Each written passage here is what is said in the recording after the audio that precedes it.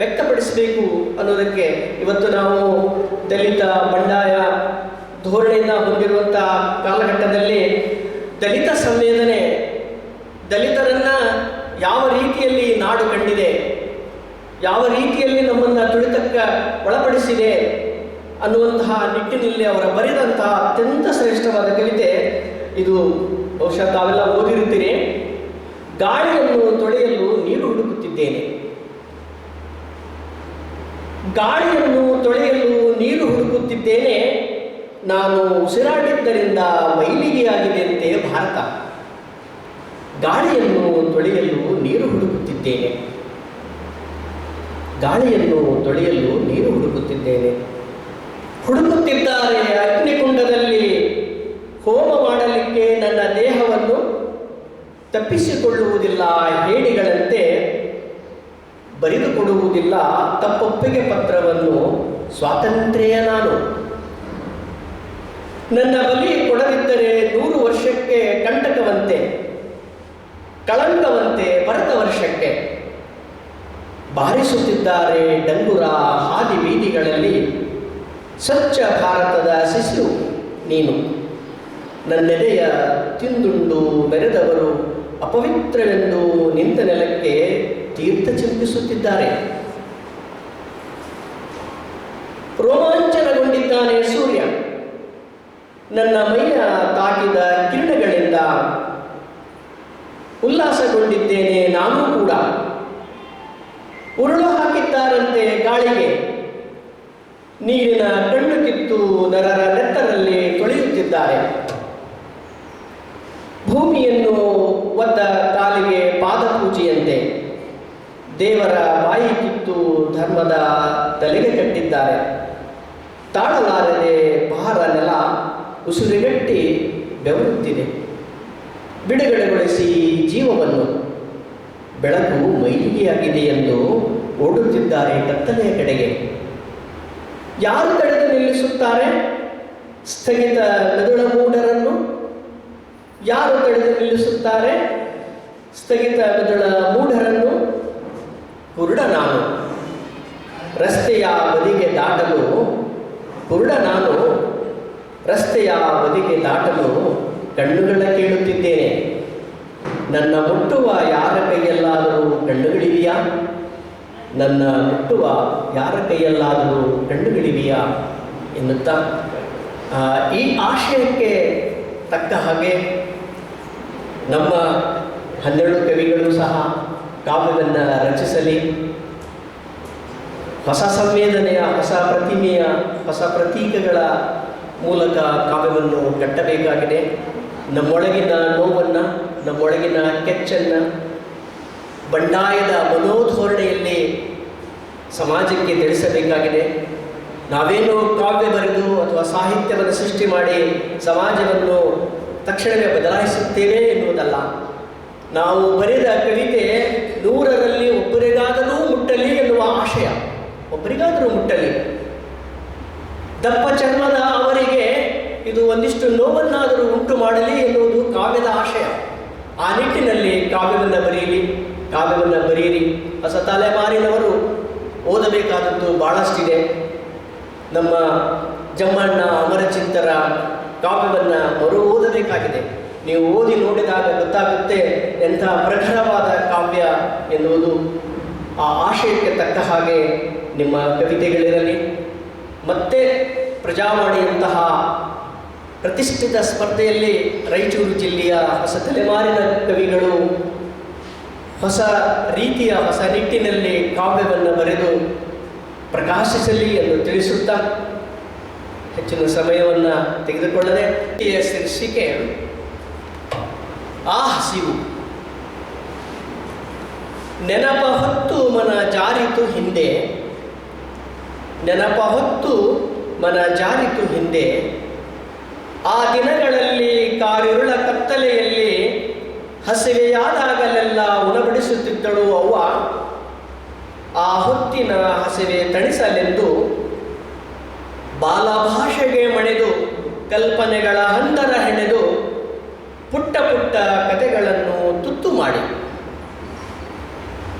ಆಗಸ ತುಂಬ ಹರಡಿದ ನಕ್ಷತ್ರ ತೋರಿ ನುಡಿದಿದ್ದಳು ಒಂದು ಮಗು, ಅವು ಬರೀ ನಕ್ಷತ್ರಗಳಲ್ಲ, ಬಡವರ ಕೈಗೆ ನಿಲುಕದಿರಲೆಂದು ಉಳ್ಳವರು ಚೆಲ್ಲಿದ ಅಕ್ಕಿಕಾಳುಗಳು ಎಂದೆ. ಮಗು, ಅವು ಬರೀ ನಕ್ಷತ್ರಗಳಲ್ಲ, ಬಡವರ ಕೈಗೆ ನಿಲುಕದಿರಲೆಂದು ಉಳ್ಳವರು ಚೆಲ್ಲಿದ ಅಕ್ಕಿಕಾಳುಗಳು ಎಂದು. ಮೊಗದೊಮ್ಮೆ ಬಾಣ ತುಂಬ ಬೆಳಗುವ ಚಂದಿರನ ತೋರಿ ಹೇಳಿದ್ದಳು ಒಂದು ಮಗು, ಅವನು ಬರೀ ಚಂದಿರನಲ್ಲ, ಹಸಿದವರ ಪಾಲಿಗೆ ಸಿಗದಿರಲೆಂದು ಯಾರೋ ಆಗಸಕ್ಕೆ ಎಸೆದ ಬಿಳಿಜೋಳದ ಹಿಟ್ಟಿನ ಮುದ್ದೆಯೆಂದು. ಮಗು, ಅವನು ಬರೀ ಚಂದಿರನಲ್ಲ, ಹಸಿದವರ ಪಾಲಿಗೆ ಸಿಗದಿರಲೆಂದು ಯಾರೋ ಆಗಸಕ್ಕೆ ಎಸೆದ ಬಿಳಿಜೋಳದ ಹಿಟ್ಟಿನ ಮುದ್ದೆಯೆಂದು. ಮರಳಿತು ನೆನಪು ಬಾಲ್ಯದಿಂದ ವಾಸ್ತವಕ್ಕೆ, ಮರಳಿತು ನೆನಪು ಬಾಲ್ಯದಿಂದ ವಾಸ್ತವಕ್ಕೆ, ಈಗಲೂ ಬದುಕು ಸುಡುಬಿಸಿಲು. ಹಸಿದಾಗೊಮ್ಮೆ ಅನಿಸುತ್ತದೆ, ಕಡು ಹಗಲಿಗೆ ಆ ರಾಶಿ ರಾಶಿ ನಕ್ಷತ್ರಗಳೇನಾದರೂ ಇಣುಕಿದರೆ ಸೂರ್ಯನ ಛಳದ ಕಾವಿನಲ್ಲಿ ಕುದಿಸಿ ಅನ್ನದ ಅಗಳು ಮುಕ್ಕಬೇಕೆಂದು. ಬಿರುಬಿಸಿಲ ಹೆಗಲಿಗೆ ಆ ಚಂದ್ರನೇನಾದರೂ ಕಂಡರೆ ತಟ್ಟಿ ರೊಟ್ಟಿ ಮಾಡಿ ಸೂರ್ಯನ ಬೆಂಕಿ ಕಾವಲಿಯಲ್ಲಿ ಬೇಯಿಸಿ ಆ ಹಸಿವು ಈಗ ತೀರಿಸಿಕೊಳ್ಳಬೇಕೆಂದು. ಧನ್ಯವಾದಗಳು ಕೇಳಿದ್ದಕ್ಕೆ. ಬಹುಶಃ ಈ ನಿಟ್ಟಿನಲ್ಲಿ ಕವಿತೆಗಳನ್ನು 12 ಜನ ಯುವ ಕವಿಗಳು ವಾಚನ ಮಾಡಲಿ ಓದ್ಬೇಕಂತ ಬಂದಿದೆ. ಆದರೆ ಎಲ್ಲರೂ ಇದು ಬಂಡಾಯ ಸಾಹಿತ್ಯದ ಕಾರ್ಯಕ್ರಮ ಆಗಿರೋದ್ರಿಂದ ಜಂಬಣ್ಣನವ್ರ ಹೆಸರು ಭಾಳ ಪ್ರಸ್ತಾಪ ಆಯಿತು. ಅಲ್ಲಿ ಜಂಬಣ್ಣನವ್ರ ಮೇಲೆ ನಾನು ಬರೆದಿರುವಂಥ ಒಂದು ಕವಿತೆ.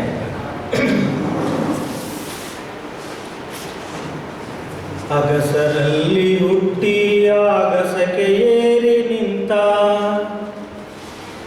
ಅಗಸರಲ್ಲಿ ಹುಟ್ಟಿ ಆಗಸಕ್ಕೆ ಏರಿ ನಿಂತ, ಸೊಗಸಾಗಿ ಕಾವ್ಯ ಕಟ್ಟಿ ಆದನು ಅಮರ ಚಿಂತ, ಸೊಗಸಾದ ಕಾವ್ಯ ಕಟ್ಟಿ ಆದನು ಅಮರ ಚಿಂತ. ಮುದ್ದಾದ ಮುಖವು ಕಪ್ಪು, ಹೃದಯವು ಶುದ್ಧ ಬಿಳುಪು, ಮುದ್ದಾದ ಮುಖವು ಕಪ್ಪು, ಹೃದಯವು ಶುದ್ಧ ಬಿಳುಪು. ಎದ್ದು ಕಾಣುತ್ತಿತ್ತು ಆ ಬುದ್ಧ ನಗುವಿನೊಳಪು, ಎದ್ದು ಕಾಣುತ್ತಿತ್ತು ಆ ಬುದ್ಧ ನಗುವಿನೊಳಪು. ಗುಂಗೂರು ಕೂದಲಿನ ತಲೆಯಲ್ಲಿ ಏನು ಧ್ಯಾನ, ನೀವು ಜಂಬಣ್ಣ ನೋಡಿದ್ರೆ ಗೊತ್ತಾಗುತ್ತೆ. ಗುಂಗೂರು ಕೂದಲಿನ ತಲೆಯಲ್ಲಿ ಏನು ಧ್ಯಾನ, ಸಿಂಗಾರ ಇವರ ವದನ ಮಾತಿಲ್ಲ ಬರೀ ಮೌನ, ಸಿಂಗಾರ ಇವರ ವದನ ಮಾತಿಲ್ಲ ಬರೀ ಮೌನ. ದಲಿತಾರ ಚಳುವಳಿಗೆ ಮುನ್ನುಗ್ಗಿ ಹೆಗಲು ಕೊಟ್ಟ, ದಲಿತಾರ ಚಳುವಳಿಗೆ ಮುನ್ನುಗ್ಗಿ ಹೆಗಲು ಕೊಟ್ಟ, ಅಲಿಗೆಯ ಕಿಣಿ ಕಿಣಿಗೆ ಸಾಹಿತ್ಯ ಸಾಲು ಕೊಟ್ಟ, ಅಲಿಗೆಯ ಕಿಣಿ ಕಿಣಿಗೆ ಸಾಹಿತ್ಯ ಸಾಲು ಕೊಟ್ಟ. ಅದು ಜಗತ್ತಿಗಿಳಿದು ಆ ಕಾವ್ಯವನ್ನು ತಂದ, ಅದು ಜಗತ್ತಿಗಿಳಿದು ಆ ಕಾವ್ಯವನ್ನು ತಂದ. ಸದಾ ಪದವ ಬರೆದು ನೊಂದವರ ನೋಡಿ ನೊಂದ, ಸದಾ ಪದವ ಬರೆದು ನೊಂದವರ ನೋಡಿ ನೊಂದ. ಮಂಡಾಳು ಮಿರ್ಚಿ ತಿಂದು ಕೆಂಡಾದ ಕಾವ್ಯ ಒಸೆದ, ಮಂಡಾಳು ಮಿರ್ಚಿ ತಿಂದು ಕೆಂಡಾದ ಕಾವ್ಯ ಒಸೆದ. ಬಂಡಾಯ ದಂಡು ಕಟ್ಟಿ ಮೊಂಡಾದ ಕತ್ತಿ ಮಸೆದ, ಬಂಡಾಯ ದಂಡು ಕಟ್ಟಿ ಮೊಂಡಾದ ಕತ್ತಿ ಮಸೆದ. ಬೇಟೆಯ ಜೊತೆಗೆ ನಿಂತು ಹೋರಾಟ ಕೂಟ ತೆರೆದ, ಬೇಟೆಯ ಜೊತೆಗೆ ನಿಂತು ಹೋರಾಟ ಕೂಟ ತೆರೆದ. ಬೇಟೆಗಾರರೆದೆಗೆ ನಾಟುವಂತೆ ಬರೆದ, ಬೇಟೆಗಾರರೆದೆಗೆ ನಾಟುವಂತೆ ಬರೆದ. ಅಗಸರಲ್ಲಿ ಹುಟ್ಟಿ ಆಗಸೆಗೆ ಏರಿ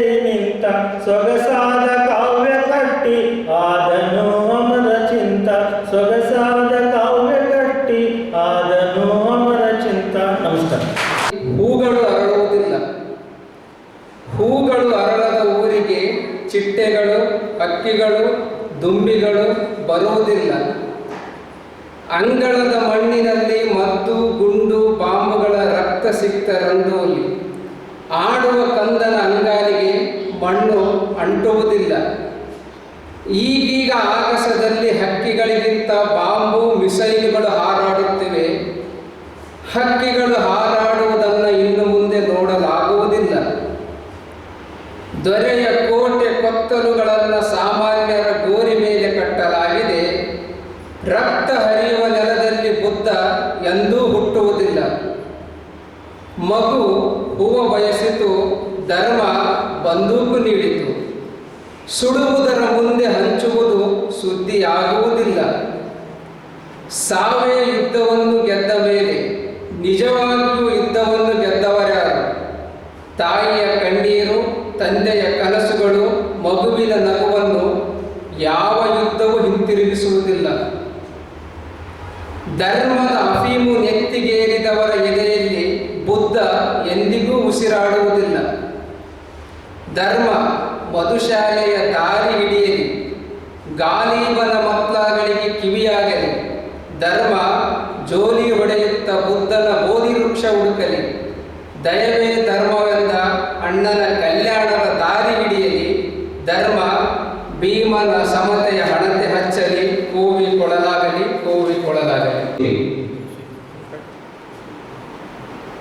ಅನ್ನ ಕೊಟ್ಟಿರಿ, ಹಾಲು ಕೊಟ್ಟಿರಿ, ಬರಿಗಾಲುಗಳಿಗೆ ಒಳೆವ ಬೂಟು ಕೊಟ್ಟಿರಿ. ಅನ್ನ ಕೊಟ್ಟಿರಿ, ಹಾಲು ಕೊಟ್ಟಿರಿ, ಬರಿಗಾಲುಗಳಿಗೆ ಒಳೆವ ಬೂಟು ಕೊಟ್ಟಿರಿ. ವಸ್ತ್ರ ಕೊಟ್ಟಿರಿ, ವಸತಿ ಕೊಟ್ಟಿರಿ, ಓದಿ ಬರೆಯಲು ಸಕಲವೂ ಕೊಟ್ಟಿರಿ. ವಸ್ತ್ರ ಕೊಟ್ಟಿರಿ, ವಸತಿ ಕೊಟ್ಟಿರಿ, ಓದಿ ಬರೆಯಲು ಸಕಲವೂ ಕೊಟ್ಟಿರಿ. ಶರಣತೆವು ನಿಮಗೆ, ಶರಣತೆವು ನಿಮಗೆ. ಬಡವರ ದೊಡ್ಡಿಗೂ, ನಾಯಕರ ತಾಂಡಕ್ಕೂ, ನಮ್ಮಗಳ ಕೇರಿಗೂ, ಅಕ್ಷರದ ಅಂಗಡ ಕರುಣಿಸಿದ್ದಕ್ಕೆ. ಶರಣತೆವು ನಿಮಗೆ. ಬಡವರ ದೊಡ್ಡಿಗೂ, ನಾಯಕರ ತಾಂಡಕ್ಕೂ, ನಮ್ಮಗಳ ಕೇರಿಗೂ, ಅಕ್ಷರದ ಅಂಗಡ ಕರುಣಿಸಿದ್ದಕ್ಕೆ. ಯಾರು ಕಲಿಸಿದರು ನಿಮಗೆ? ಯಾರು ಕಲಿಸಿದರು ನಿಮಗೆ? ಕೊಟ್ಟು ಕಸಿಯುವುದಲ್ಲ, ಅನ್ನ ಕೊಟ್ಟು ಅಕ್ಷರವ ದೋಚುವುದಲ್ಲ. ಕೊಟ್ಟು ಕಸಿಯುವುದಲ್ಲ, ಅನ್ನ ಕೊಟ್ಟು ಅಕ್ಷರವ ದೋಚುವುದಲ್ಲ.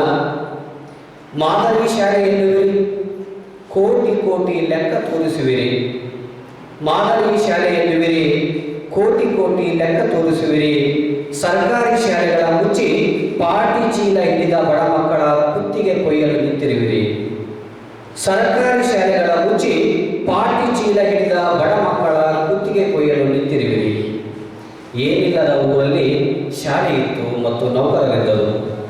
ಏನೂ ಇಲ್ಲದ ಊರಲ್ಲಿ ಶಾಲೆ ಇತ್ತು ಮತ್ತು ನೌಕರರಿದ್ದರು. ಶಾಲೆಗಳ ವಿಲೀನಗೊಳಿಸಿ ಕೇರಿಗಳ ಕನಸಿಗೆ ಕೊಳ್ಳಿ ಇಟ್ಟಿರಿ. ಶಾಲೆಗಳ ವಿಲೀನಗೊಳಿಸಿ ಕೇರಿಗಳ ಕನಸಿಗೆ ಕೊಳ್ಳಿ ಇಟ್ಟಿರಿ. ಖಾಸಗಿ ಒಡೆಯರ ಬೂಟಿಗೆ ನಾಚಿಕೆ ಇಲ್ಲದೆ ಮುತ್ತಿಟ್ಟಿರಿ. ಖಾಸಗಿ ಒಡೆಯರ ಬೂಟಿಗೆ ನಾಚಿಕೆ ಇಲ್ಲದೆ ಮುತ್ತಿಟ್ಟಿರಿ. ತಿದ್ದಿಕೊಳ್ಳುವ ಪೈಕಿಯಲ್ಲ ನೀವು, ತಿದ್ದಿಕೊಳ್ಳುವ ಪೈಕಿಯಲ್ಲ ನೀವು. ಈಗಾಗಲೇ ಇದ್ದದ್ದನ್ನೆಲ್ಲ ಇದ್ದವರಿಗೆ ಬರೆದುಕೊಟ್ಟು ಒತ್ತೆ ಬಿದ್ದಿದ್ದೀರಿ. ತಿದ್ದಿಕೊಳ್ಳುವ ಪೈಕಿಯಲ್ಲ ನೀವು. ಈಗಾಗಲೇ ಇದ್ದದ್ದನ್ನೆಲ್ಲ ಇದ್ದವರಿಗೆ ಬರೆದುಕೊಟ್ಟು ಒತ್ತೆ ಬಿದ್ದಿದ್ದೀರಿ. ನಾಳೆ ನಮ್ಮ ಬದುಕನ್ನು ಬರೆದುಕೊಡುವಿರಿ. ನಾಳೆ ನಮ್ಮ ಬದುಕನ್ನು ಬರೆದುಕೊಡುವಿರಿ. ಯಾರಪ್ಪನ ಗಂಟು ಅಕ್ಷರವಿಲ್ಲದೆ ಅನ್ನವಿಲ್ಲದೆ ಯಾರು ಸತ್ತರೆ ನಿಮಗೇನು? ಯಾರಪ್ಪನ ಗಂಟು ಅಕ್ಷರವಿಲ್ಲದೆ ಅನ್ನವಿಲ್ಲದೆ ಯಾರು ಸತ್ತರೆ ನಿಮಗೇನು?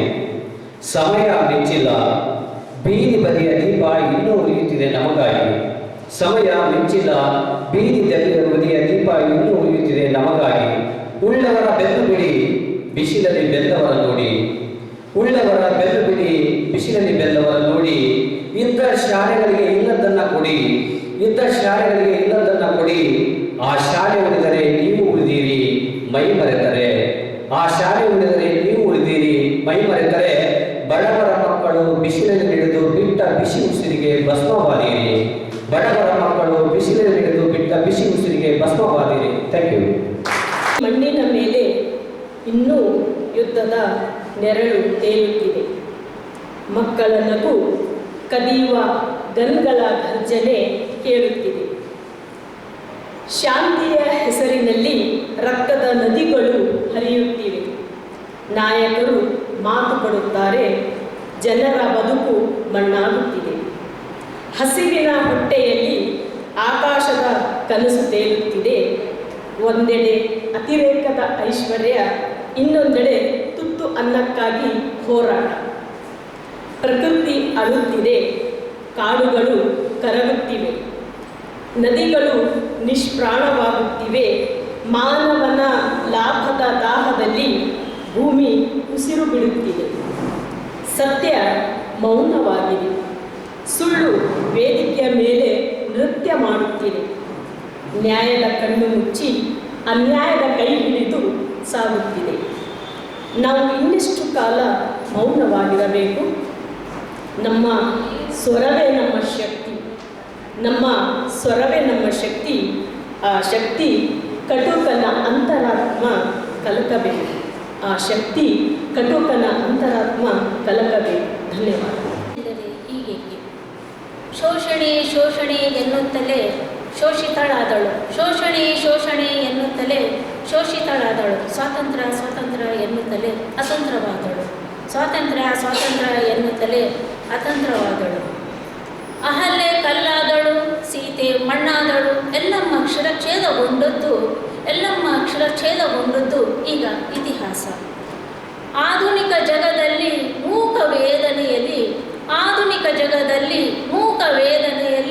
ಅರಣ್ಯದಾಹುತಿ ಆಗುತಿಹಳು. ಸಂಬಂಧಗಳಿಗೆ ಬಾಗಬೇಕು, ಸಂಬಂಧಗಳಿಗೆ ಬಾಗಿದಳು. ಅವಮಾನ ಅಪವಾದ ನಿಂದೆಗಳ ಸಹಿಸುತ್ತ ಮುಕುಟ ಇಲ್ಲದ ದೇವತೆಯಾಗಿ ಕ್ಷಮೆಯ ಧರಿತ್ರಿ ಎನಿಸಿದಳು. ಹೆಣ್ಣಾಗಿ ಹುಟ್ಟಿದ್ದು ಪುಣ್ಯವೋ ಪುಣ್ಯ ಪಾಪವೋ? ಅಸ್ಮಿತೆಗಳ ಸಂಬಂಧಗಳೆಲ್ಲ ಸ್ಥಿರವಾಗದೆ ನೆಲೆ ಇಲ್ಲದಿರುವಾಗ ಭ್ರೂಣ ಹತ್ಯೆ ಮಹಾಪುಣ್ಯವೇ. ತವರಿನ ನೆನಪುಗಳು ಗಂಡನ ಮನೆಯ ಕುಹಕಗಳು. ಹೆಣ್ಣಿನ ಬಾಳೊಂದು ಬಾಳೆ ಅದೊಂದು ಕತ್ತಲ ಗೂಡು. ಮುಗಿಯದ ಯೋಚನೆಗಳಲ್ಲಿ ದಿನದ ಕ್ಷಣಗಳು ಮುಗಿದವು. ಸಂಜೆ ಸೂರ್ಯ ಮುಳುಗುವ ಹಾಗೆ ಬದುಕು ಕತ್ತಲೆ ರಾತ್ರಿಯಲ್ಲಿ ಮುಳುಗಿಬಿದ್ದವು. ಧನ್ಯವಾದಗಳು. ಈ ಶಹರದ ದಿಕ್ಸೂಚಿಯಾದ ಬಿಸಲೂರಿನ ತೀನಕಂದೀಲದ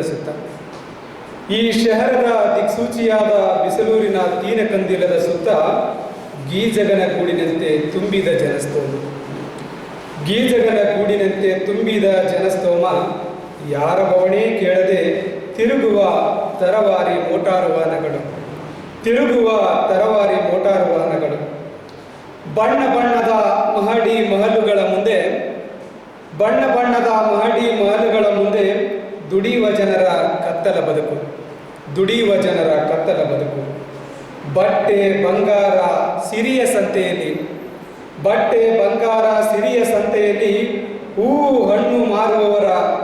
ಹೂವು ಹಣ್ಣು ತರಕಾರಿ ಮಾರುವವರ ಬದುಕು ಬಾಡಿ ಬಿದ್ದ ಹೂವಿನಂತಾಗಿದೆ. ಬಂಡವಾಳಶಾಹಿಗಳ ಮುಂದೆ ಮಾಸಿದ ಬಟ್ಟೆ ಹರಿದ ಚಪ್ಪಲಿ,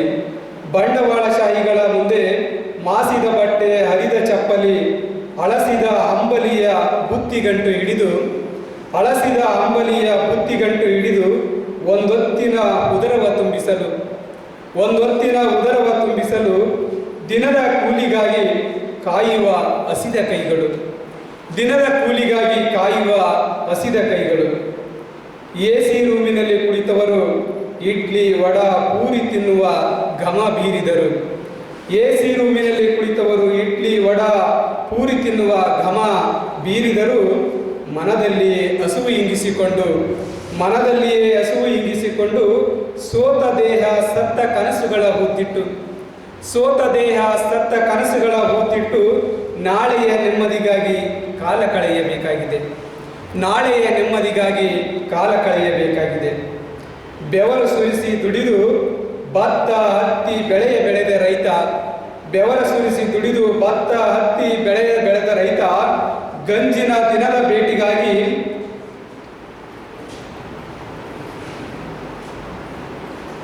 ಬೆಳೆಯ ಬೆಳೆದು ಬೆವರು ಸುರಿಸಿ ದುಡಿದು ಭತ್ತ ಹತ್ತಿ ಬೆಳೆಯ ಬೆಳೆದ ರೈತ ಗಂಜಿನ ದಿನದ ಬೀಟಿಗಾಗಿ ಕಾಯ್ದು ವರ್ತಕ ಕೂಗಿದ ಬೆಲೆಗೆ ಫಸಲು ಮಾರಿಕೊಂಡು ಬಂದ ಹಣವನ್ನು ಸಾಲಕ್ಕೆ ಪಾವತಿಸಿ ಬಂದ ದಾರಿಗೆ ಸುಂಕವಿಲ್ಲವೆಂದು ಸಾಗಬೇಕಿದೆ. ಕಾರು ಬಾರು ಪಬ್ಬುಗಳಲ್ಲಿ ಕುಣಿಯುವವರ ಮುಂದೆ ನನ್ನ ಜನ ದಿನಗೂಲಿಯ ದಿನದ ದಿನಸಿಯ ತಂದು ಬಾಣಲಿಯ ಮೇಲೆ ಬವಣೆ ಕಾಯಿಸಿ ನೋವು ಮರೆತು ಮನಸ್ಸು ಬಿಚ್ಚಿ ನಲಿಯಬೇಕಾಗಿದೆ. ಅವರು ನೋವು ಮರೆತು ಮನಸ್ಸು ಬಿಚ್ಚಿ ನಲಿಯಬೇಕಾಗಿದೆ. ನಾಳೆ ಮತ್ತೆ ಕೂಲಿಗಾಗಿ ಬೀದಿಯಲ್ಲಿ ನಿಲ್ಲಬೇಕಾಗಿದೆ. ಹರಿದ ಅಂಗಿಯಲ್ಲಿ ಬರಿಗಾಲಿನಲ್ಲಿ ಸುಡುವ ಬಿರುಬಿಸಿಲಿನಲ್ಲಿ. ನಾಳೆ ಮತ್ತೆ ಕೂಲಿಗಾಗಿ ಬೀದಿಯಲ್ಲಿ ನಿಲ್ಲಬೇಕಿದೆ. ಹರಿದ ಅಂಗಿಯಲ್ಲಿ ಬರಿಗಾಲಿನಲ್ಲಿ ಸುಡುವ ಬಿರುಬಿಸಿಲಿನಲ್ಲಿ. ಧನ್ಯವಾದಗಳು. ಇದಕ್ಕೆ ಶೀರ್ಷಿಕೆ ಇರೋದಿಲ್ಲ. ಪ್ರತಿ ಶೇರಿಗೆ ಒಂದೊಂದು ಶೀರ್ಷಿಕೆಯನ್ನು ಕೊಡ್ಬೋದೇನು, ಅದು ಓದುಗರಿಗೆ ಬಿಟ್ಟಿದ್ದು, ಕೇಳುಗರಿಗೆ ಬಿಟ್ಟಿದ್ದು. ಗಜಲ್. ಗುಲಾಮಗಿರಿಯ ಚರ್ಚೆಗಳೇ ಹೆಚ್ಚೆಲ್ಲಿ ದೊರೆಗೆ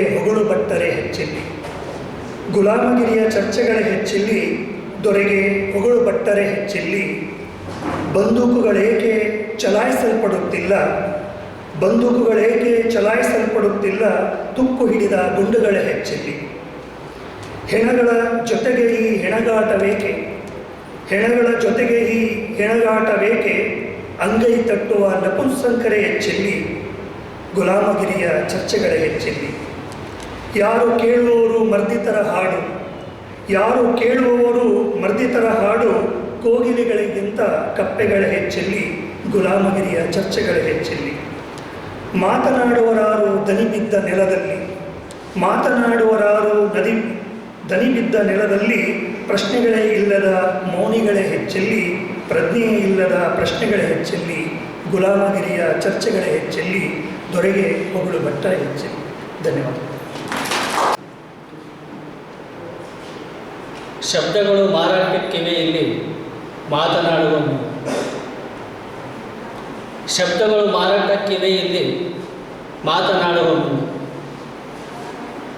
ಮೌನಕ್ಕೂ ಬಂಧನಗಳಿವೆ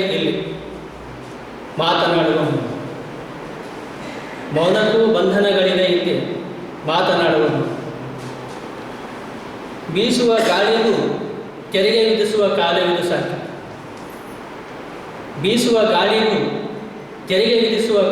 ಸಾಕು. ಕಣ್ಣ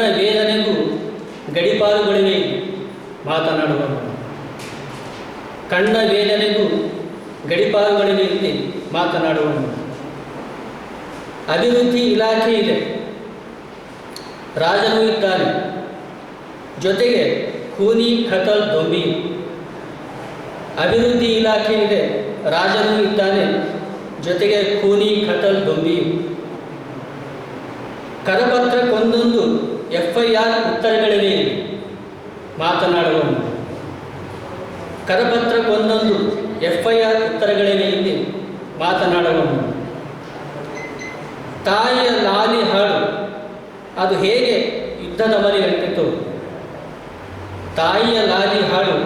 ಹೇಗೆ ಯುದ್ಧದ ಮರಿಗಟ್ಟಿತು. ಸಂವೇದನ ರಹಿತ ಸಂಧಾನಗಳು ನಡೆಯುತ್ತಿವೆ ಇಲ್ಲಿ ಮಾತನಾಡುವನು.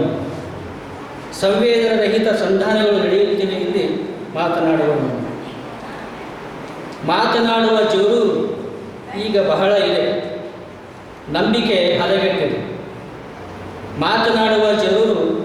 ಬಹಳ ಇದೆ, ನಂಬಿಕೆ ಹದಗೆಟ್ಟಿದೆ. ಜಾಲಿ ಬಾಯಿಗಿಂತ ಬಂದೂಕುಗಳು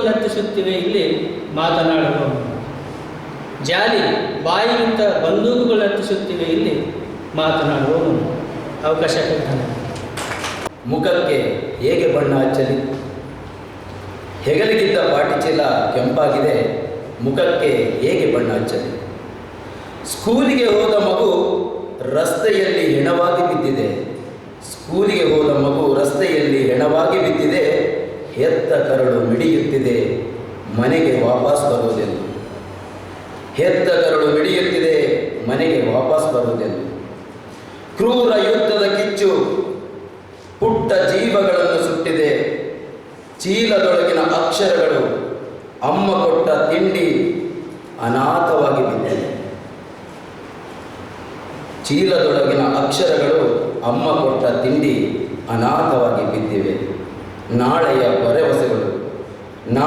ಭರವಸೆಗಳು ಮೂಕವಾಗಿವೆ. ನಗುವ ಮುಖಗಳು ಚೆಲ್ಲಾಪಿಲ್ಲಿಯಾಗಿ ಬಿದ್ದಿವೆ. ಯುದ್ಧೋನ್ಮಾದದಲ್ಲಿ ಮುಳುಗಿ ಹೆಣಗಳ ಮೇಲೆ ಅಧಿಕಾರ ನಡೆಸುವವರಿಗೆ ಪ್ರೀತಿ ಎಂಬ ಕರುಣೆಯಾದರೂ ಹೇಗೆ ಹುಟ್ಟಿತು? ಯುದ್ಧೋನ್ಮಾದದಲ್ಲಿ ಮುಳುಗಿ ಹೆಣಗಳ ಮೇಲೆ ಅಧಿಕಾರ ನಡೆಸುವವರಿಗೆ ಪ್ರೀತಿ ಎಂಬ ಕರುಣೆಯಾದರೂ ಹೇಗೆ ಹುಟ್ಟಿತು? ಬುದ್ಧನ ನೆಲದಲ್ಲಿ ಶಾಂತಿ ನಶಿಸಿ ಸಾಮ್ರಾಜ್ಯಶಾಹಿ ಮೆರೆಯುತ್ತಿದೆ. ಮಾನವೀಯತೆ ಕುಸಿಯುತ್ತಿದೆ. ರಕ್ತ ದೋಕುಳಿಯಲ್ಲಿ ಮಿಂದು ಶಾಂತವಾಗಿ ಮಲಗಿವೆ ಎಳೆಕನಸುಗಳು. ಯುದ್ಧವೆಂದ ಕುಟಿಲ ರಾಜಕಾರಣ, ಯುದ್ಧದ ಕಾರಣ ತಿಳಿಯದೆ ಬಿದ್ದಿವೆ ಸಾವಿರಾರು ಹೆಣಗಳು. ರಕ್ತ ದೋಕುಳಿಯಲ್ಲಿ ಗದ್ದಿಗೆ ಹಿಡಿಯಲು ಹೊರಟಿವೆ ಹಿಟ್ಲರ್ನ ಸಂತತಿ. ಹಿಟ್ಲರ್ನ ಸಂತತಿ. ಅಭಿಯಾನದ ಅಂಗವಾಗಿ ರಾಯಚೂರಿನಲ್ಲಿ ನಡೆಯುತ್ತಿರುವ ಇಂದಿನ ಒಂದು ದಿನದ ವಿಚಾರ ಸಂಕಿರಣ ಮತ್ತು ಕವಿಗೋಷ್ಠಿಯ ಈ ಕಾರ್ಯಕ್ರಮದಲ್ಲಿ ನಡೆದಿರುವ ಎಲ್ಲ ಹಿರಿಯರೇ ಮತ್ತು ವಿಶೇಷವಾಗಿ ಇಂದಿನ ಈ ಕವಿಗೋಷ್ಠಿಯಲ್ಲಿ ಪಾಲ್ಗೊಂಡಂತಹ ಕವಿ ಮಿತ್ರರೇ ಮತ್ತು ಇಲ್ಲಿ ನೆರೆದಿರುವ ರಾಯಚೂರಿಗರೇ, ಮೊದಲಿಗೆ ನಿಮ್ಮೆಲ್ಲರಿಗೂ ನಮಸ್ಕಾರಗಳು. ನನಗೆ ವೈಯಕ್ತಿಕವಾಗಿ ಅನ್ನಿಸ್ತದೆ, ಬಂಡಾಯ ಅಂದ ಕೂಡಲೇ ಪರಿವರ್ತನೆ ಅಥವಾ ಕ್ರಾಂತಿ ಅಂತೇಳಿ. ರಾಯಚೂರಿನವರಿಗೆ ಅದು ಒಂದು ಓದಿನಿಂದ ಬರಬೇಕಾಗಿಲ್ಲ, ಅಥವಾ ಗುಲ್ಬರ್ಗ ನಮ್ಮ ಯಾದಗಿರಿ ಭಾಗದ ಜನರಿಗೆ ನಮ್ಮ ಬಿಸಿಲೇ ನಮ್ಮ ಒಳಗಿನಿಂದ ಬಂಡಾಯವನ್ನು ಉತ್ಪತ್ತಿ ಮಾಡುತ್ತೆ. ಹೊರಗಡೆ ಅಷ್ಟು ಬಿಸಿ ಇದ್ದರೂ ನಾವು ಒಳಗಡೆ ಗಾಳಿ ಹಾಕ್ತಾ ಇಲ್ಲಿ ಕೂತ್ಕೊಂಡಿದ್ದೀವಿ. ಈ ಹುಟ್ಟಿನಿಂದಲೇ ಬರ್ತಕ್ಕಂಥ ಬಂಡಾಯ ಆರಂಭದಲ್ಲಿ ನಮ್ಮ ಬೆಟ್ಟೂರು ಸರ್ ಅವರು ಹೇಳಿದಂತೆ ಕಾವ್ಯದ ಬಂಡಾಯ ರಾಯಚೂರಿಗೆ ಹೊಸದಲ್ಲ. ಬಂಡಾಯ ಸಾಹಿತ್ಯದ ಈ ಹೊಸ ಮಜಲು, ಹೊಸ ಪಂಥ ಹುಟ್ಟುಕೊಂಡಿರೋದು 79ರಲ್ಲಿರಬಹುದು. ಆದರೆ ಶಾಂತರಸರಿಂದ ಹಿಡಿದು ಅಮರಚಿತ್ತರವರೆಗೆ ಗೋಳ್ಬಂಡೆಪ್ಪನವರು ಅಥವಾ ವಾಲಿಕಾರಸರವರ ಸಂದರ್ಭಗಳನ್ನು ನೋಡಿದಾಗ ಅದಾಗಲೇ ಮುಂಚಿನಿಂದಲೇ ನಮ್ಮಲ್ಲಿ ಬಂಡಾಯ ಇದ್ದದ್ದೇ. ಇಂದಿನ ಕವಿತೆಯ ಬಗೆಗೆ ಒಂದೆರಡು ಮಾತನಾಡೋದಾದರೆ, ಈ ಓದಿರ್ತಕ್ಕಂತಹ 9 ಜನ ಕವಿಗಳು ಕೂಡ ನಾನು ಒಂದು ಕವಿತೆಯನ್ನು ಓದಬೇಕಂತ ಬರ್ಕೊಂಡು ಬಂದಿದ್ದೆ. ಅದೇ ಕವಿತೆಯನ್ನು ಬೇರೆ ಬೇರೆ ಬಿಡಿಯಾಗಿ ವಿಸ್ತರಿಸಿ ಓದಿದರು ಅಂತ ಅನಿಸ್ತದೆ.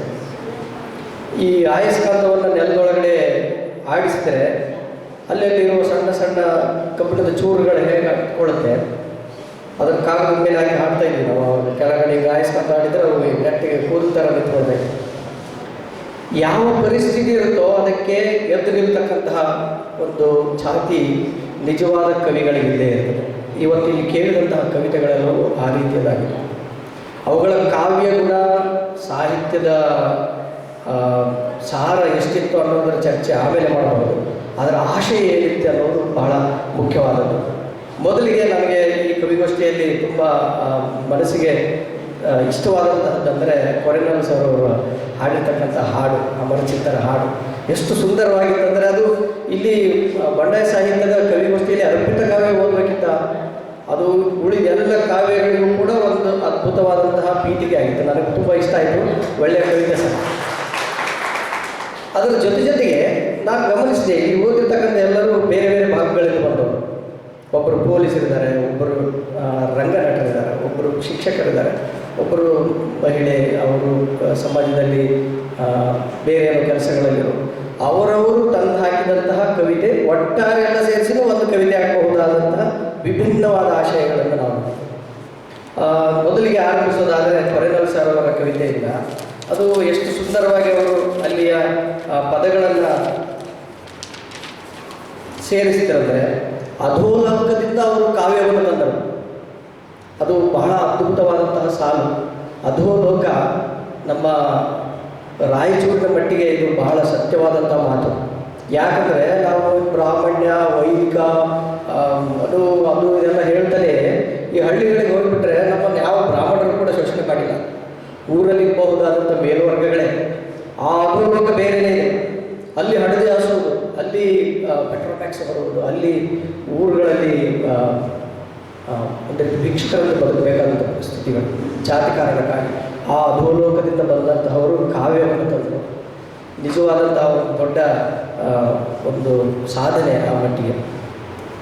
ನಂತರ ಅಭಿಷೇಕ್ ಒಂದು ಸುಂದರವಾದ ಗಜಲ್ ಓದಿದರು. ಅಭಿಷೇಕ್ ಅವರ ಕಾವ್ಯದಲ್ಲಿ ಇಂದಿನ ವಾಸ್ತವ ಏನು ಯುದ್ಧ ಇದೆ, ಯುದ್ಧದ ಕಾಲ, ನಾವು ಎಂಥ ಒಂದು ವಿಚಿತ್ರವಾದ ಸಂದಿಗ್ಧ ಕಾಲದಲ್ಲಿದ್ದೀವಿ ಅಂದರೆ ಇರಾನ್, ಅಮೇರಿಕಾ ಮತ್ತು ಇಸ್ರೇಲ್ ನಡುವೆ ಯುದ್ಧ ನಡೀತಾ ಇದೆ.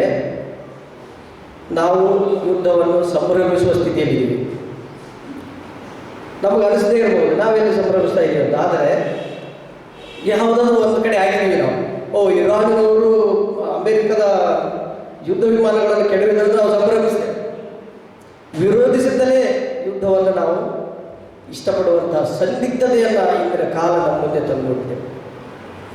ಇದರ ಜೊತೆಗೆ ಅವರು ಓದುವಾಗಿನ ಒಂದು ಸಾಲು, ಸಾವೇ ಯುದ್ಧವನ್ನು ಗೆದ್ದ ಮೇಲೆ ಯುದ್ಧವನ್ನು ಯಾರು ಗೆದ್ದರು? ಈ ಪ್ರಶ್ನೆ ಬಹಳ ಮುಖ್ಯವಾದ. ಸಾವೇ ಗೆದ್ದು ಹೋಗಿದೆ. ಇಲ್ಲಿ ಎಲ್ಲರೂ ಯುದ್ಧ ಮಾಡಿ ಆದ ನಂತರ ಸತ್ತು ಬೀಳ್ತಾರೆ, ಗೆಲ್ಲೋರು ಯಾರೂ ಇಲ್ಲ. ಇಲ್ಲಿ ಸಾವೇ ಕೊನೆಗೂ ಗೆದ್ದು ನಿಲ್ತಕ್ಕಂಥದ್ದು. ಇದು ಪಂಪನಾದಿಯಾಗಿ ಬಂದ ನಮ್ಮ ಹಳಗನ್ನಡ ಕಾವ್ಯದ ಒಂದು ತಿಳುವಳಿಕೆ ಆಗಿದೆ. ಅದೇ ರೀತಿ ಶರಣಬಸವ ಕೆ ಗುರುದಿನಿ ಅವರು ಓದಿದಂತಹ ಅದ್ಭುತವಾದಂತಹ ಪದ್ಯ ಬೆನ್ನಿಗೆ ಚೂರಿ. ನಮಗೆ ಮುಂದೆ ಚಳಪಿಸುವಂತಹ ಒಂದು ಬೂಟ್ಗಳು, ಪುಸ್ತಕಗಳನ್ನು ಕೊಡ್ತಲೇ ಸರ್ಕಾರಿ ಶಾಲೆಗಳನ್ನು ಮುಚ್ತಾ ಇರುವ ಈಗಿನ ದುಸ್ಥಿತಿಯನ್ನು ಭಾಳ ಅದ್ಭುತವಾದಂತಹ ಅವರ ಅಕ್ಷರಗಳಲ್ಲಿ ಕಟ್ಟಿಕೊಟ್ಟಿದ್ದಾರೆ.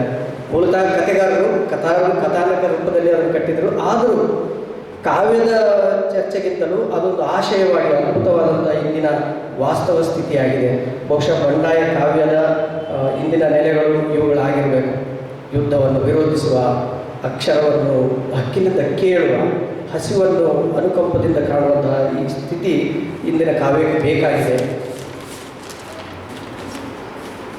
ಅದೇ ರೀತಿ ಅಮ್ಮಮ್ಮ ಪ್ರತಾಪ್ ಸಿಂಹ ಅವರು ಓದಿರ್ತಕ್ಕಂಥ ಕವಿತೆ ಈ ಮಣ್ಣಿನ ಮೇಲೆ ಇನ್ನೂ ಯುದ್ಧದ ನೆರಳಿದೆ ಅಂತ. ಇದು ಹೆಣ್ಮಕ್ಕಳಿಗೆ ಪ್ರತಿದಿನವೂ ಯುದ್ಧ ಭೂಮಿಯಲ್ಲಿ ಇಲ್ಲದಂತೆಯೇ ಇರುವ ಪ್ರಸಂಗ ಇವತ್ತಿನ ದಿನ. ಅವರ ಉಡುಪಿಗಾಗಿ, ಹುಟ್ಟಿಗಾಗಿ, ಅವರು ಮಾತನಾಡದೇ ಇರುವುದಕ್ಕಾಗಿ ಎಲ್ಲ ರೀತಿಯಲ್ಲಿಯೂ ಯುದ್ಧೋಪಾದಿಯಲ್ಲೇ ಬದುಕಬೇಕಾದ ಸ್ಥಿತಿಯಲ್ಲಿ ಇರ್ತಕ್ಕಂಥದ್ದನ್ನು ಅವರು ತಮ್ಮದೇ ಆದ ಸಾಲುಗಳಲ್ಲಿ ಕಟ್ಟಿಕೊಟ್ಟರು.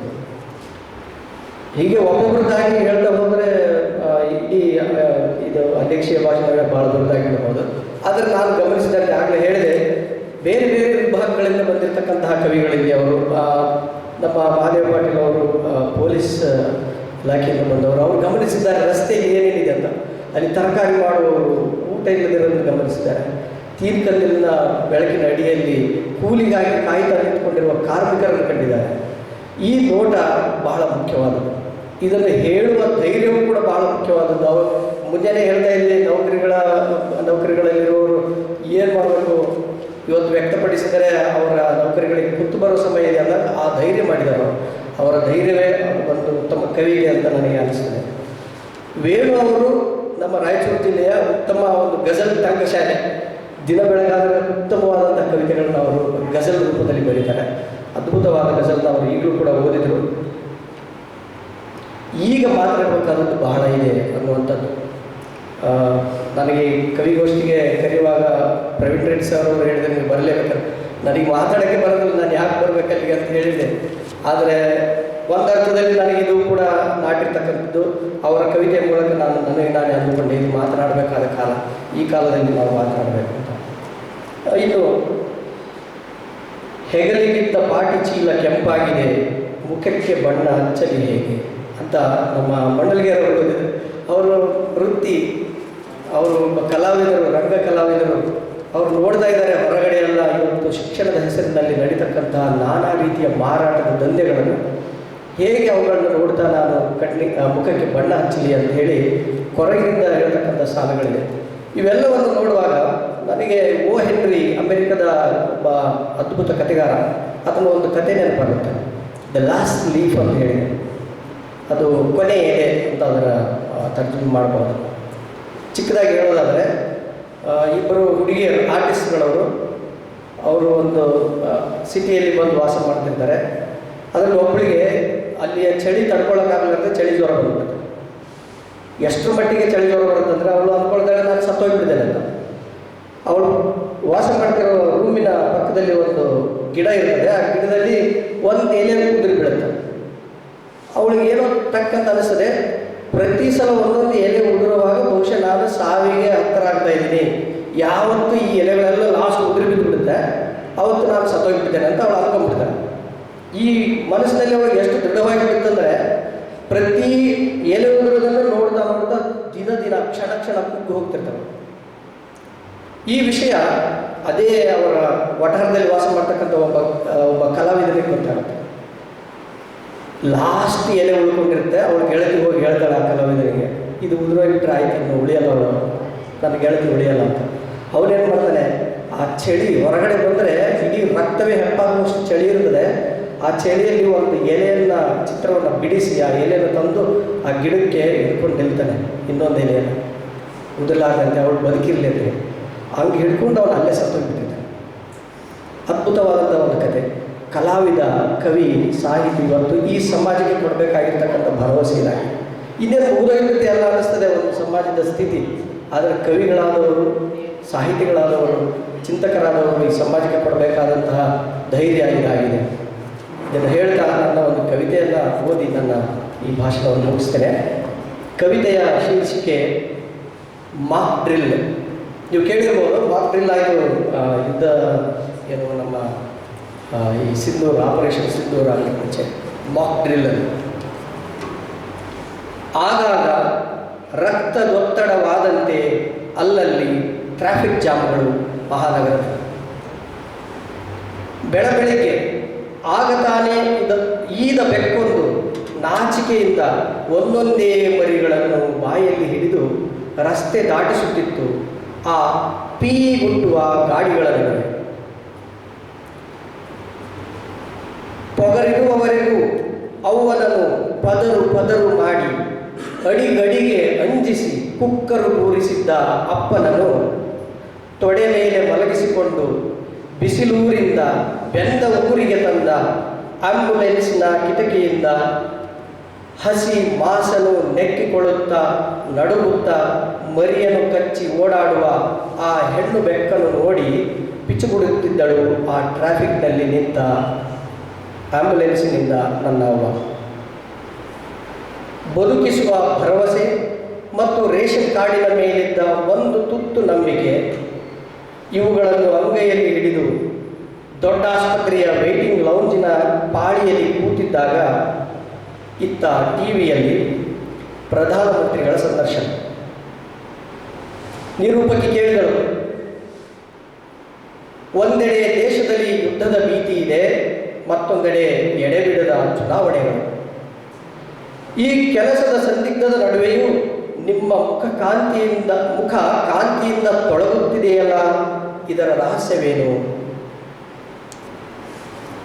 ಬೆಳಗ್ಗೆ, ಮಧ್ಯಾಹ್ನ ಮತ್ತು ರಾತ್ರಿಗೊಮ್ಮೆ ಊಟಕ್ಕೆ ಮೊದಲು ಖಾಲಿ ಹೊಟ್ಟೆಗೆ ಹದ ಮಾಡಿ ಅಳೆದು ತೊಲೆಗಟ್ಟಲೆ ತೂಗಿ ತಿನ್ನುವೆ ವಿರೋಧಿಗಳು, ವಿರೋಧ ಪಕ್ಷಗಳು ನೀಡುವ ಥರಥರದ ಬೈಬಳಗಳನ್ನು ಎಂದು ಉತ್ತರಿಸಿದರು ಪ್ರಧಾನಿಗಳು.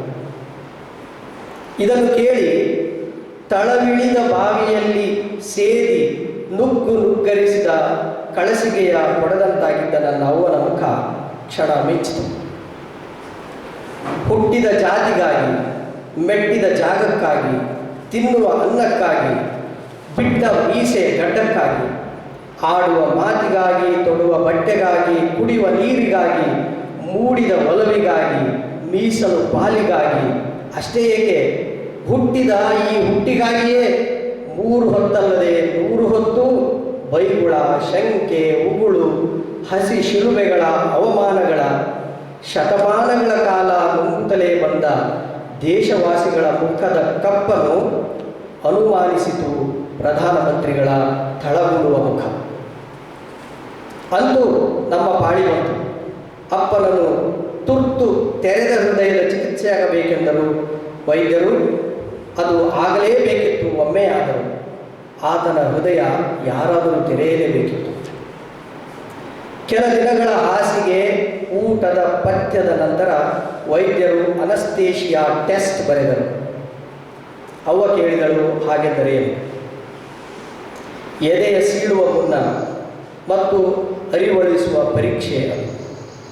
ಮತ್ತು ಪರೀಕ್ಷಿಸುವ ಔಷಧಿ ಅದನ್ನು ಅನಸ್ತೇಷಿಯಾ. ಎದೆಯ ಸೀಳುವ ಮುನ್ನ ಮತ್ತು ಅರಿವಳಿಸುವ ಪರೀಕ್ಷೆ ಅದು. ಇದ್ದಕ್ಕಿದ್ದಂತೆ ನಗರದ ತುಂಬೆಲ್ಲ ಸೈರನ್ಗಳ ಅರಚಾಟ, ಮದ್ದುಗುಂಡಿನ ಸದ್ದು. ಟಿವಿಯಲ್ಲಿ ಮತ್ತೆ ದೇಶದ ಗೃಹ ಸಚಿವರ ಭಾಷಣ. ಭಾಯಿಯೋ ಬೇನೋ, ಯಾವುದೇ ಕ್ಷಣದಲ್ಲಿ ಯುದ್ಧ ಎರಗಲಿದೆ, ಆದ್ದರಿಂದ ದೇಶದಾದ್ಯಂತ ಮಾಕ್ ಡ್ರಿಲ್ ಮಾಡಲಾಗುತ್ತಿದೆ ಎಂದು ಘೋಷಿಸಿದರು. ಅವ್ವ ಈಗಲೂ ನನ್ನ ಕಡೆ ನೋಡಿದಳು. ದೇಶದ ತುಂಬೆಲ್ಲ ಸೈರನ್ನು ಮೊಳಗಿಸಿ ಯುದ್ಧದ ಅಣಕ ಮಾಡಲಾಗುತ್ತಿದೆ, ಪ್ರಜೆಗಳಿಗೆ ಹಠಾತ್ ಭಯವಾಗದಿರಲೆಂದು ಅರಿವಳಿಕೆ ಟೆಸ್ಟ್ ಮಾಡಲಾಗುತ್ತಿದೆ ಎಂದೆ. ಪ್ರಧಾನಿಗೆ ಚುನಾವಣೆ ಎಂದರೆ ಅಧಿಕಾರ. ಪ್ರಧಾನಿಗೆ ಚುನಾವಣೆ ಎಂದರೆ ಅಧಿಕಾರ, ಪ್ರಜೆಗಳಿಗೆ ಎಂದೂ ಮರಳಿ ಬಾರದ 5 ವರ್ಷಗಳ ಆಯಸ್ಸು. ಚುನಾವಣೆ ಕಾಲದ ಕೃತಕ ಯುದ್ಧ ಭೀತಿ, ಗಡಿಗಳಲ್ಲಿ ಏಳುವ ಗಡಿಬಿಡಿ ಒಂದು ದಿನ ನಿಲ್ಲಬಲ್ಲವು. ಆದರೆ ಬದುಕಿರುವವರೆಗೂ ಬದುಕಗೊಡದ ಜಂಜಡಗಳ ಹೊತ್ತು ಮುಂದಿನ ತಿಂಗಳು ನಡೆಯಲಿರುವ ಶಸ್ತ್ರಚಿಕಿತ್ಸೆಗೆ ತಾಲೀಮು ಮುಗಿಸಿ ಊರಿಗೆ ಹೊರಟ ದಾರಿಯ ತುಂಬೆಲ್ಲ ಅವ್ವ ಬಿಡುಕುತ್ತಿದ್ದಳು. ಆ ಈದ ಬೆಕ್ಕಿನ ಮರಿಗಳು ಪಾಪ ಎತ್ತ ಹೋದವು ಈ ಬಿಡಾಡಿ ಮಹಾನಗರದಲ್ಲಿ ಎಂದು. ಧನ್ಯವಾದಗಳು. ಗಳಾಗಿ ಉದುರುತ್ತಿವೆ ಉಸಿರು ಕಟ್ಟುವ ನಿಟ್ಟುಸಿರ ನೆಲದ ಮೇಲೆ. ಉಸಿರು ಕಟ್ಟುವ ನಿಟ್ಟುಸಿರಿನ ನೆಲದ ಮೇಲೆ ಬೆಳದಿಂಗಳ ಭ್ರಮಿಸಿದ ಭಾವಗಳು ಮಲಗಿವೆ. ಬೆಳದಿಂಗಳ ಭ್ರಮಿಸಿದ ಭಾವಗಳು ಮಲಗಿವೆ. ಸೌದೆಯೊಟ್ಟಿಗೆ ಚಿಂತೆ ಚಿತೆಯ ಮೇಲೆ. ಸೌದೆಯೊಟ್ಟಿಗೆ ಚಿಂತೆ ಚಿತೆಯ ಮೇಲೆ.